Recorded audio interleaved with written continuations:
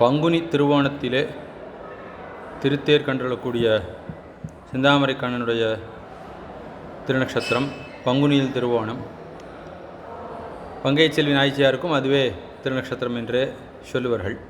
பங்கைச் செல்வி நாய்ச்சியாருடைய வாழித்திருநாமம்: பூங்கிழங்கில் தவம் செய்யும் பொற்கொடியாள் வாழியே, பொருநீலிவனத்தில் வந்த பூமகளார் வாழியே, தேங்கு சுனை சூழ்ந்த திருவள்ளரையாள் வாழியே, செல்வத்தில் வளருகின்ற திருமகளார் வாழியே, பாங்குடன் 3700 வாழியே, பதுமதல மேலமர்ந்த பங்கயத்தாள் வாழியே, ஏங்கும் நம்மை இடேத்த இனிதமர்ந்தாள் வாழியே, எழில் பங்கயச் செல்வி இணையடிகள் வாழியே.